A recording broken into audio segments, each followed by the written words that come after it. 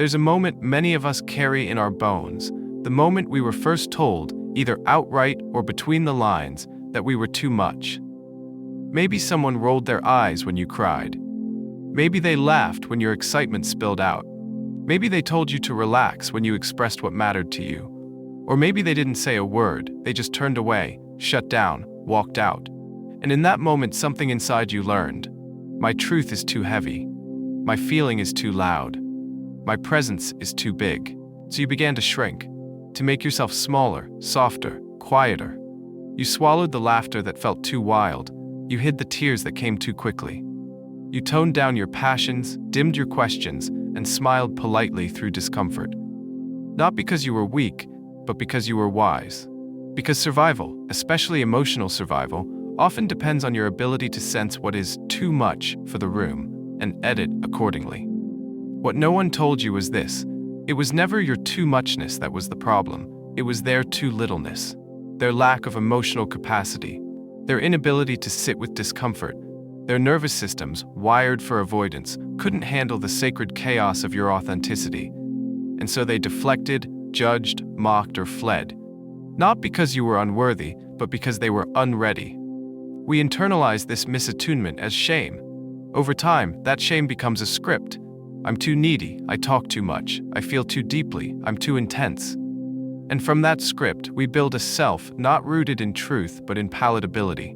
A self designed to keep others comfortable, even if it means abandoning ourselves. But what if your too muchness was never too much at all? What if it was a mirror, reflecting the emotional depth that others were not willing to face in themselves? What if your sadness made them squirm because they weren't allowed to cry? What if your joy annoyed them because they'd long since numbed their own? What if your longing for connection felt burdensome because they were terrified of intimacy? This is not about blame, it's about clarity. Because until you name the wound, you will keep trying to fix what was never broken. You will keep trying to become easier, lighter, less sensitive, just to fit into places never meant to hold you. You will keep mistaking rejection for proof that you're too much, when in truth, it was a mismatch of regulation, not a failure of worth. Healing begins the moment you stop apologizing for who you are. The moment you realize that your tears, your laughter, your sensitivity, your fire, none of them need to be edited. They only need to be honored, protected, and shared with people whose nervous systems are safe enough to stay. You don't need to shrink to be loved. You need to be seen as you are and still chosen. That's not too much, that's the standard, and you deserve it. When the world doesn't know how to receive your depth, your aliveness, your tenderness, you learn to shape yourself into something safer. Not because you're manipulative, not because you're inauthentic, but because your nervous system is wise. It's watching, it's sensing, it's protecting you. And the moment it detects that your tears make people uncomfortable, that your truth is met with silence, that your joy gets diminished or your pain gets dismissed, it steps in and says, soften, edit, hide. You don't do this because you want to deceive. You do it because you want to survive, because connection is survival. And if showing up fully means being left behind, judged, laughed at, or ignored, then you'll do what all brilliant adaptive humans do. You'll become what the world finds easier to hold. You'll start filtering your feelings, diluting your light. You'll speak a little less boldly, need a little less obviously, cry a little more quietly, just enough to stay close to those who cannot meet you where you are. This is how we lose ourselves, slowly, silently, skillfully. Not in one dramatic moment, but in the daily, subtle negotiations where we say, I'll be smaller if that makes you stay. And so we contort. We play the roles, the cool girl, the peacemaker, the high achiever, the one who doesn't need anything. We become hyper-attuned to the needs of others while growing increasingly estranged from our own. And the worst part? We often get rewarded for it. We get praised for being strong, independent, low maintenance. We get applauded for being easy to be around. No one sees that what they're celebrating is actually a form of chronic self-abandonment. No one realizes that beneath the smiles and competence is a nervous system that's exhausted from holding back so much truth. You learned to become digestible. You learned that love, safety, and approval come more easily when you make yourself less inconvenient.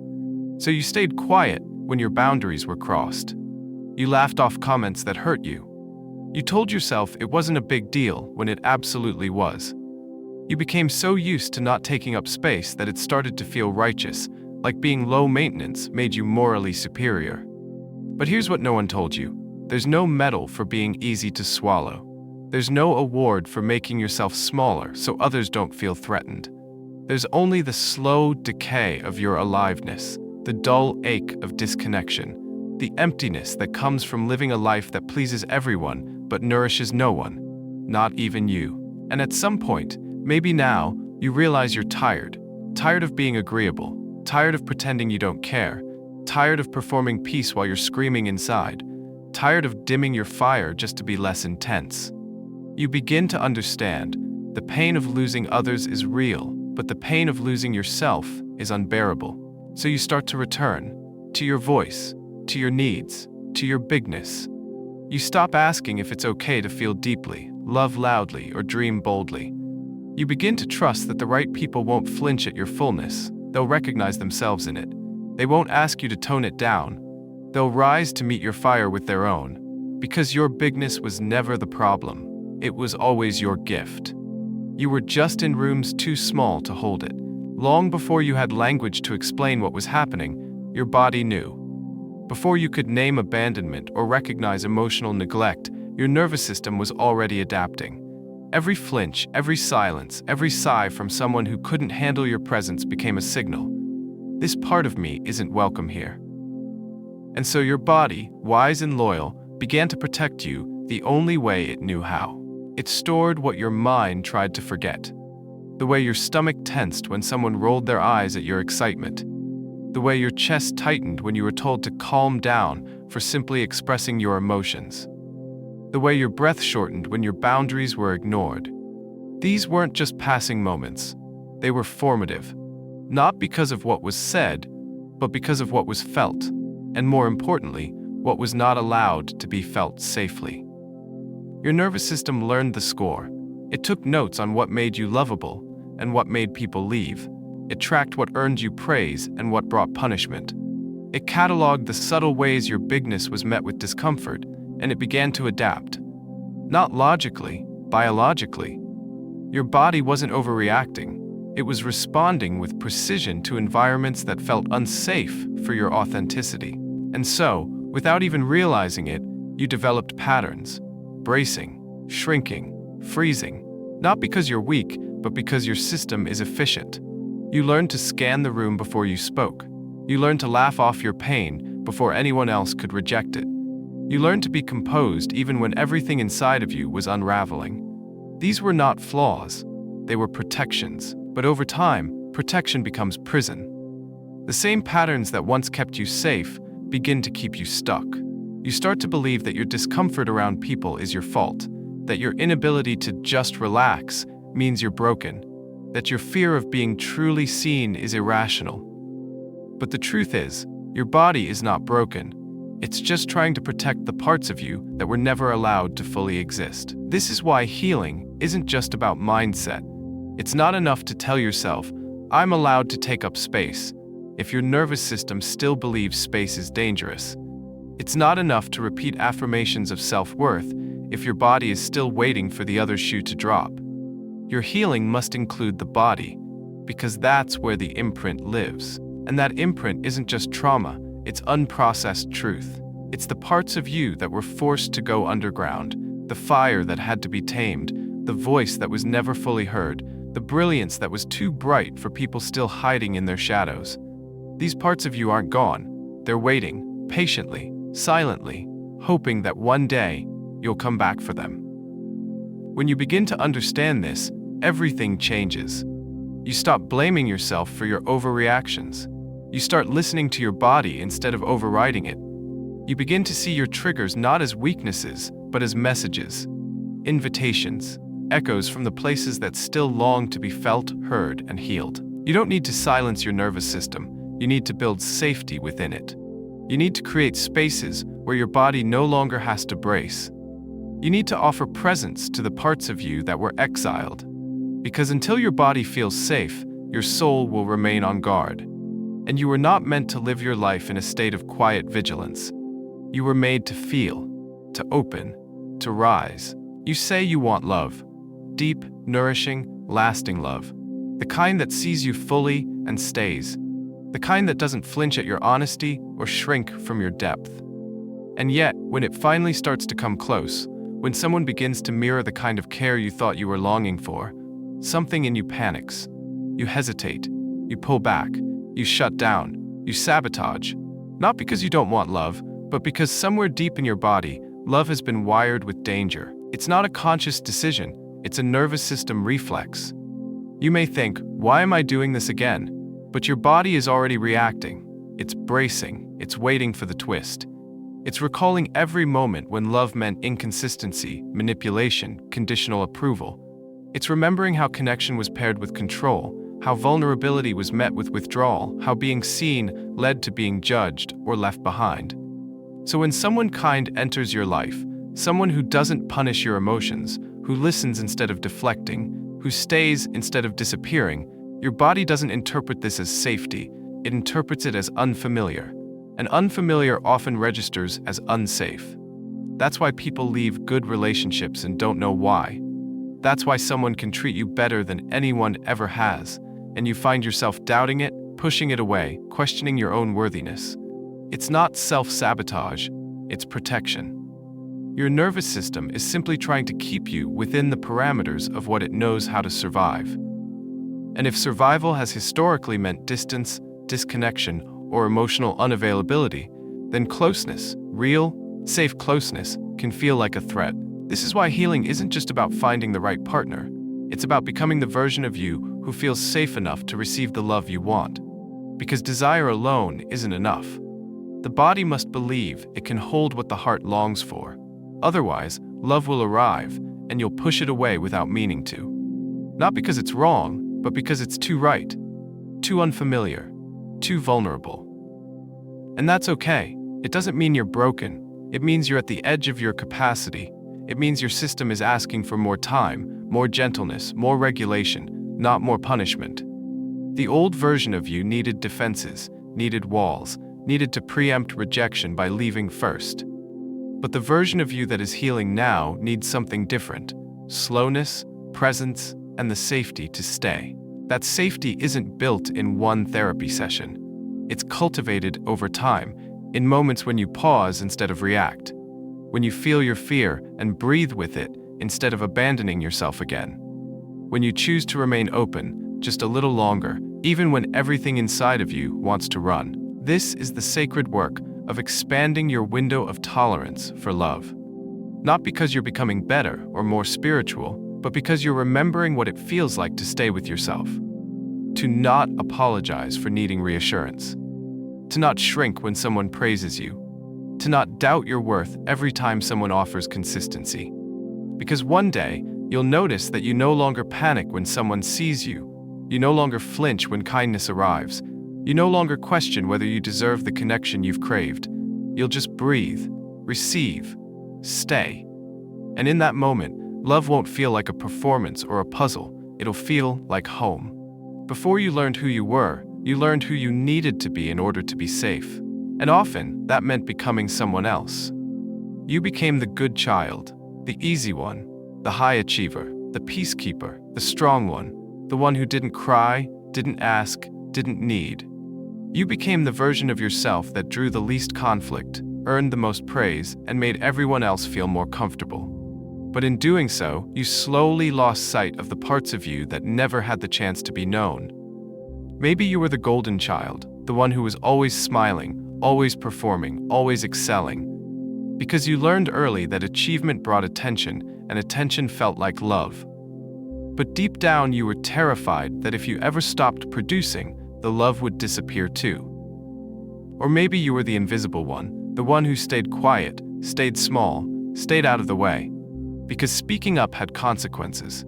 Asking for what you needed led to shame. So you convinced yourself you were fine, even when you were starving for affection, affirmation, protection. Or maybe you became the rescuer, the one who fixed everyone else's chaos while never acknowledging your own, because tending to others gave you a sense of control. and control felt safer than admitting your own helplessness. These identities weren't false, they were adaptive. They were the masks your nervous system constructed to keep you safe in unsafe environments. They weren't choices, they were strategies. Necessary at the time, brilliant in their survival. But now they are too heavy to carry. Now they are preventing intimacy instead of protecting you from harm. Because the more you pretend to be who you think others want, the further you drift from who you truly are. You end up in relationships where you feel unseen, not because others can't see you, but because you're not bringing your real self to the table. You say yes when you want to say no. You smile when you want to scream. You show up for everyone else, and then wonder why no one shows up for you. This isn't your fault. This is a survival pattern. A nervous system shaped by experiences that taught you being authentic was risky, that your fullness was too much, that your emotions were too dramatic, that your needs were burdensome. So you edited yourself down, you calibrated your energy, you monitored every expression. And now, your body is exhausted from the effort of being palatable.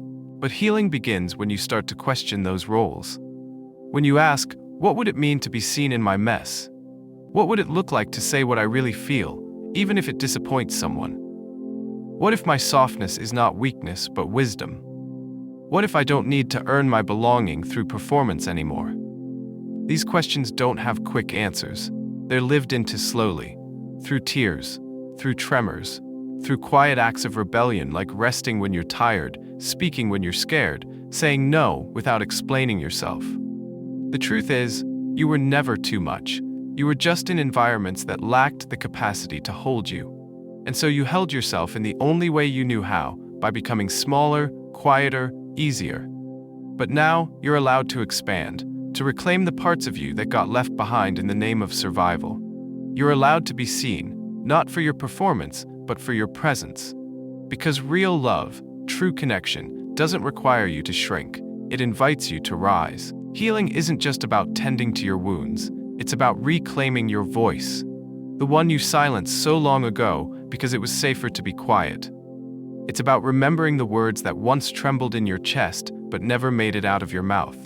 It's about speaking the truth that still lives inside your body, waiting to be witnessed. There's a moment on the healing path where you realize you've spent so long trying not to rock the boat, you forgot what it feels like to stand on solid ground.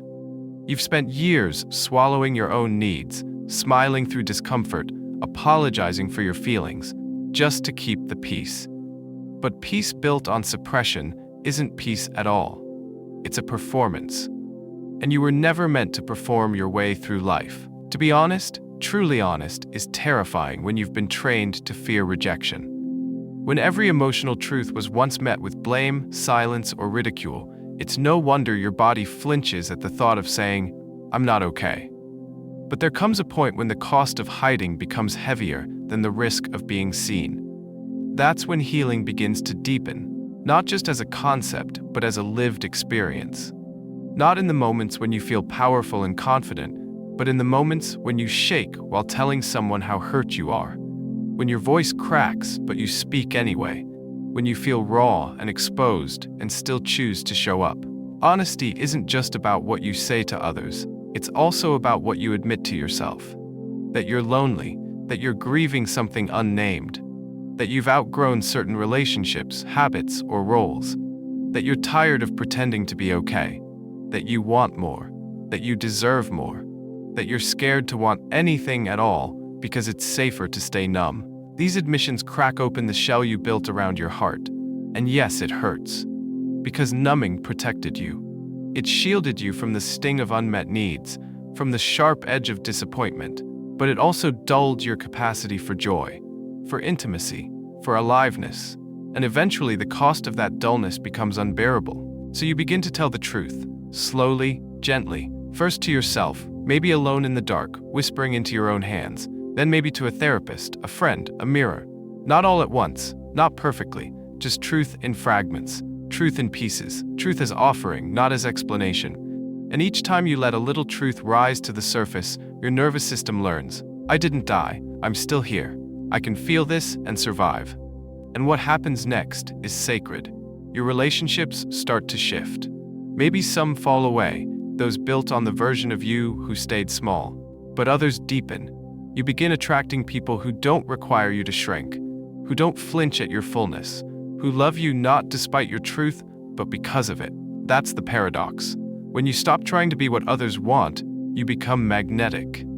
Because there is nothing more compelling than someone who is at home in their truth, someone who speaks from the root, someone who doesn't just wear authenticity, but embodies it. You were never too much, but your honesty was never safe in the spaces you came from. That's not your shame to carry. But now you're building new spaces, within and around you, where truth isn't punished, but protected, where honesty isn't a threat, but a bridge. And through that bridge, you come home, to yourself, to your voice, to the version of you that always existed beneath the silence. There's a quiet grief in realizing how often you said yes when your body was screaming no. How many times you let yourself be touched, talked over, dismissed, or drained, just to avoid being seen as difficult. Or worse, to maintain the fragile illusion that you were easy to love. But real love doesn't require the death of your boundaries. It doesn't demand your silence in exchange for safety. Many of us weren't taught boundaries. We were taught obedience. We were told that saying no was rude, that asking for space was selfish, that expressing discomfort made us dramatic. We were taught to override our gut instinct, to people please as a survival tactic. And when our nervous system learned that compliance meant approval, it made it nearly impossible to recognize where we ended and others began. Boundaries are not walls to keep people out. They are the bridges that invite connection without self-abandonment. They say, "This is where I feel safe. This is how I love myself while still loving you. This is what I need in order to stay present in this relationship, not shut down, not resentful, not afraid." Boundaries aren't separation, they are clarity, and clarity is kindness. But when you've been conditioned to equate love with self-sacrifice, setting a boundary feels like betrayal. You might feel guilt rise like a tidal wave, even when you're doing something as simple as saying, "I need time to rest." That guilt is not your truth. It's a remnant of the survival role you once had to play. The part of you that thought love had to be earned by being endlessly available, endlessly forgiving, endlessly accommodating. True healing begins the moment you realize it is not your job to make others comfortable at the expense of your well-being. You are not responsible for managing other people's feelings, reactions, or projections. You are only responsible for honoring your inner truth, and doing so with compassion, not cruelty. With firmness, not force. It's not easy. Sometimes, the first few boundaries feel like earthquakes. You might lose people who were only attached to your compliance, not your truth. You might second-guess yourself, worry you're too rigid, too sensitive, too much. But over time, you begin to see that boundaries don't push the right people away. They protect the connection from becoming toxic, resentful, or performative. They create space for real intimacy, where both people can breathe, express, and be themselves fully. And then, a quiet shift happens. Your body begins to feel safer in your own presence. You feel less anxious in social situations because you know you have permission to step back if needed. You stop rehearsing conversations in your head for hours because you trust your right to speak honestly. You stop abandoning yourself to belong and start belonging to yourself first. This is how we break cycles. Not by blaming those who couldn't teach us boundaries, but by choosing to model something different. We teach our nervous system that safety isn't found in being agreeable, it's found in being authentic. That worthiness isn't contingent on how little we need, but on how courageously we honor what we do. Your boundaries are not barriers to love. They are the framework that allows love to be sustainable, without resentment, without depletion, without fear. And in learning to honor your own edges, you also learn to respect the edges of others. This is the beginning of relational healing. This is the sacred rebellion against a world that taught you to shrink. You are not too much for needing space. You are not too much for asking to be spoken to with kindness. You are not too much for saying no. You are exactly enough, and your boundaries are how your body speaks its sacred yes to safety. There's a unique kind of grief that arises when you finally choose yourself. Not because it's wrong, but because for so long it wasn't allowed. You might feel sadness instead of celebration, guilt instead of pride. Because the act of reclaiming your space, your voice, your rest, feels like betrayal to the people who were never taught to do the same for themselves. Guilt is often the residue of a nervous system conditioned to survive through self-abandonment. It's not proof that you're doing something wrong. It's proof that you're doing something different. And different, especially when it disrupts inherited patterns, is often mistaken for wrongness. Especially if your family, your culture, or your community believed that goodness meant selflessness, and selflessness meant disappearing. So when you say no for the first time, not out of spite, but out of self-respect, guilt might knock at the door. When you stop over-explaining your boundaries, stop fixing everyone's problems, stop sacrificing your time just to be nice, guilt might rise in your throat like a lump too big to swallow. That's not your intuition telling you to stop. That's your old conditioning trying to keep you safe. Healing doesn't mean guilt disappears. It means you learn how to move through it without letting it steer your life. You begin to recognize the difference between guilt that's manipulative and guilt that's ancestral. The first is projected onto you by others who want you small. The second is inherited from generations of caretakers who never knew they were allowed to rest. You were never meant to carry that weight forever. You were never meant to feel bad for having needs, emotions, boundaries, or desires. The guilt was never yours. It was the byproduct of a system that rewarded suppression, praised burnout, and confused compliance with love. But here's the miracle. Every time you choose yourself with tenderness, you offer your nervous system a new narrative, one that says it's safe to rest, one that says I can honor others without abandoning me, one that says my worth isn't earned through sacrifice, it's inherent. This is how the guilt begins to fade, not by fighting it, but by witnessing it with compassion. By noticing its voice and saying gently, I see you. You once kept me safe, but I no longer live in that world. I no longer need to disappear to be loved. And in doing so, you become a living disruption to centuries of silencing. Choosing yourself is not a rejection of love, it's an expansion of it. Because love that costs your truth isn't love, it's performance. Love that demands your exhaustion isn't devotion, it's distortion. True love, sustainable love, begins where guilt ends, where presence begins, where you are allowed to exist in your wholeness without shrinking or shape-shifting for acceptance. And as you practice this more, something soft and powerful happens. You start to feel peace in your body. Not because life gets easier, but because your relationship to yourself becomes less conditional. You stop asking, is it okay to be me, and start declaring, I am allowed to be me. That shift ripples into everything, your relationships, your work, your creativity, your sense of safety. The guilt doesn't vanish overnight, but it loses its grip each time you respond with truth instead of apology, with grace instead of justification, with presence instead of performance. And in that space, your body begins to believe what your mind is still learning, that you were never too much, you were just never allowed to be enough. For so long, the body was not a home, it was a battlefield, a place where your needs were too loud, your emotions too much, your sensations too dangerous to feel. You learned to escape it, to numb it, to override it in the name of survival. You learned to tighten when you were supposed to soften, to smile when you wanted to scream, to stay still when every fiber in you wanted to run. But what if your body was never the problem? What if it was always the witness, the loyal, tender archive of everything you were never allowed to express? Every tremble, every contraction, every flutter of fear that didn't get a safe place to land, your body remembered them all. Not to punish you, but to protect you.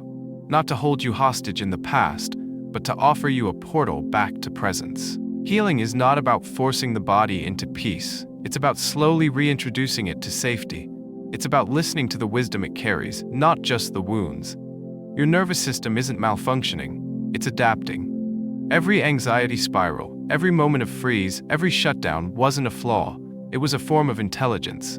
A sacred no to something that once felt too much, too fast, too unsafe. When you begin to meet your body with curiosity instead of critique, everything changes. You start to notice the subtle shifts. A deeper breath, a softer jaw, a sensation of warmth returning to your fingertips. These are not small things. These are your body whispering, "I trust you now."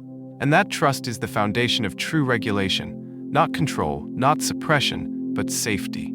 We've been sold the myth that healing is a mental exercise, that if we just reframe our thoughts, our lives will transform. But the body holds the key, because it's the body that carries the residue of every unmetabolized moment. The mind may forget, but the body remembers, and it doesn't lie.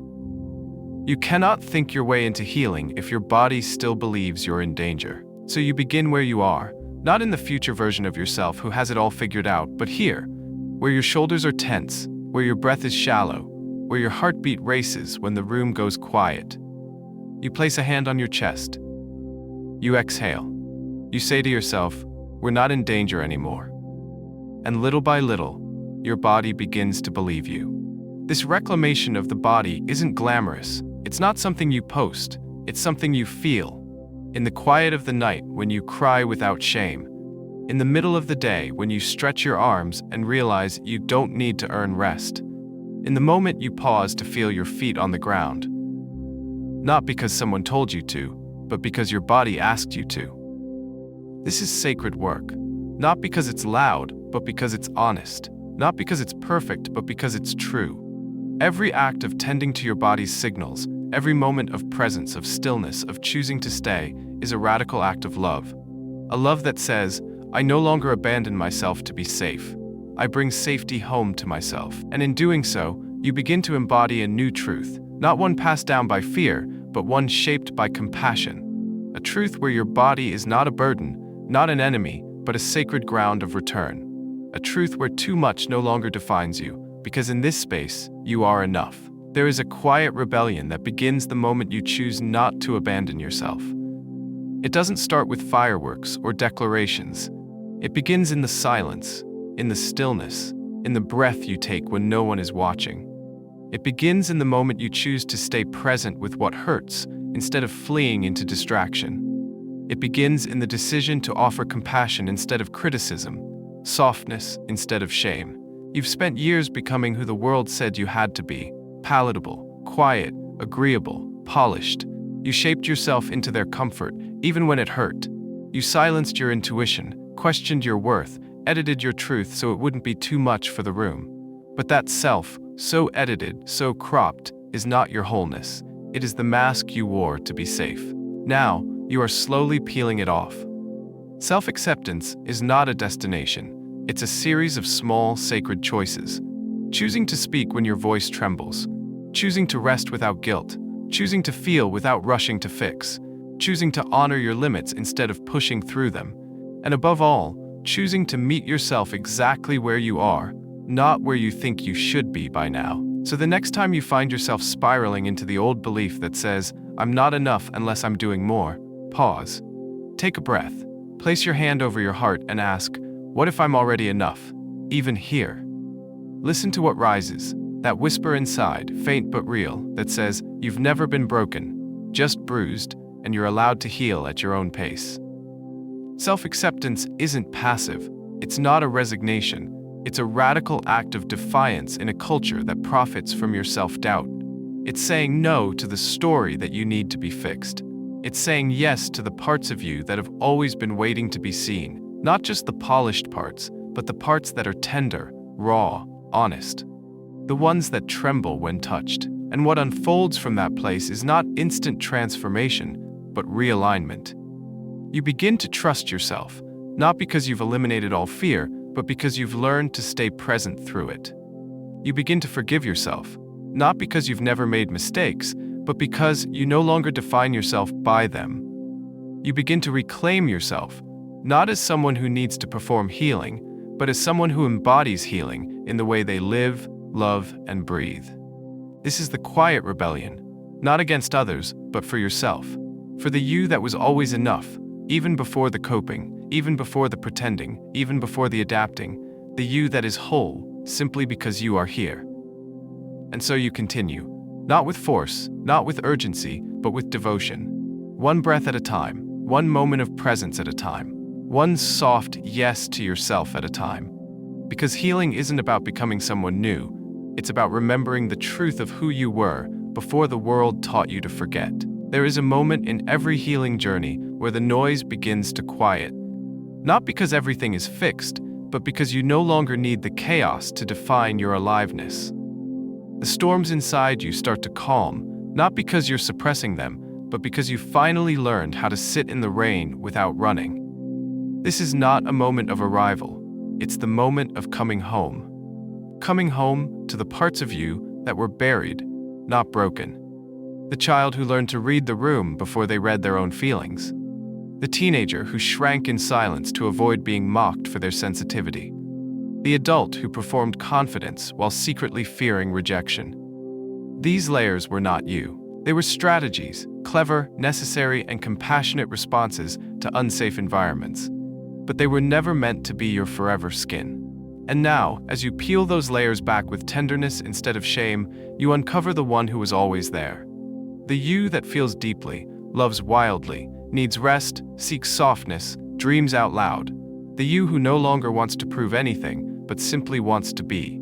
This return is not glamorous. It doesn't always look like joy or freedom. Sometimes it looks like grief, for the years you spent in armor, for the love you never received, for the truths you silenced to survive. And yet, this grief is sacred. It is the evidence that you are thawing, that the numbness is lifting, that something inside you has deemed it finally safe to feel. You start to notice subtle shifts. You pause before betraying your body for someone else's comfort. You check in with yourself before saying yes. You stop apologizing for your boundaries. You cry when you need to, not later when it's convenient. You start talking to yourself gently, maybe for the first time. These are not small things. These are seismic, because they are signals that your nervous system is learning a new language, one rooted not in performance, but in presence. In this new language, safety doesn't mean control. It means connection. Connection to your breath, to your sensations, to the truth that your worth isn't in how much you can hold, it's in your willingness to honor what's already inside you. This is what makes you powerful, not how much you can endure, but how deeply you can stay with yourself in the midst of it all. And perhaps the most beautiful part of this returning is that you no longer seek healing to be loved. You seek it because you finally realized you were always worthy of love. The healing is no longer for approval. It's for integration, for reclamation, for freedom. Not the kind that requires you to be more, but the kind that invites you to be you, untamed, soft, fierce, quiet, honest, whole. So as you sit with yourself today, remember, you are not behind, you are not failing, you are remembering, you are returning, and the journey back to yourself may take time. But every breath, every tear, every choice to stay present is a breadcrumb on the path home.